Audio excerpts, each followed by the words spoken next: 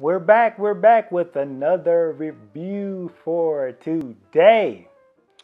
And the book I want to review today is Quiet: The Power of Introverts in a World That Can't Stop Talking by Cain. Interesting fact, I first heard about Cain maybe around 4 years ago when I seen her TED Talk, The Power of Introverts. So once I heard her TED Talk, it really made me want to read her book.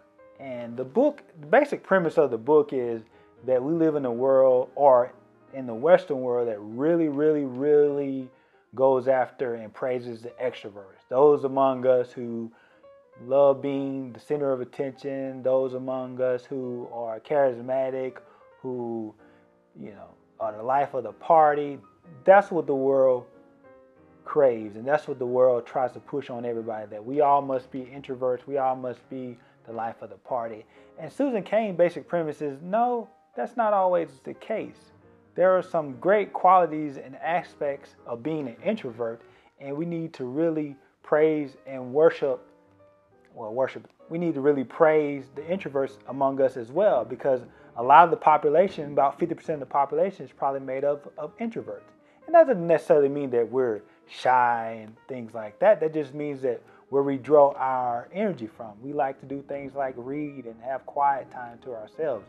Extroverts draw their energy from being around other people and always, talking and things like that. So this was one of the best books I've read on introversion. This would be like the Bible of introversion. And the funny thing is, I'm just now reviewing this book because I was so sold on the fact that I needed to be an extrovert that I didn't even want to read anything about introversion. I tried to read books like How to Win Friends and Influence People by Dale Carnegie. I tried to read books like How to Network with Everyone, How to Be Charismatic, How to Be the Most Charismatic Person in the World, and didn't realize that, there are qualities and there are great things about being an introvert. And I don't have to be someone I'm not.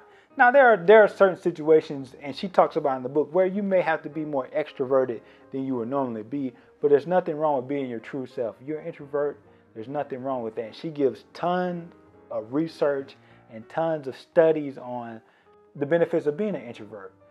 Things like, just because an extrovert may be the most talkative doesn't mean that extrovert has the greatest ideas.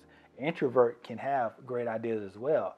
She debunks such myths as, now you see more businesses going to an open office layout where there's no room for people to have their own offices. Everyone's kind of out in the middle of the floor, and there's no boundaries among the workers because we want this big collaborative effort. But she argues that, some of the greatest ideas come from having your own space, being able to withdraw from the crowd and just reflect on the problems at hand. She debunks a lot of myths about being an extrovert. She debunks about a lot of myths about being an introvert. She tells you how to deal with a relationship if you're married or you're dating an introvert, or if you're raising an introverted kid. She gives you sound advice on getting the most out of those relationships. I am so sorry that it took me so long to read this book, because me being an introvert, this really hit home with me, and I really got a lot out of this book. So what would I rate it? I would give this book 5 out of 5 Yetis. You will not find a more well-researched book on the topic of introversion. So if you're an introvert, or you know an introvert, or you just want to learn more about introverts, you definitely want to add this one to your collection. Cain: The Power of Introverts in a World That Can't Stop Talking. So I'm going to stop talking right there, and I'll see you on the next video. Peace.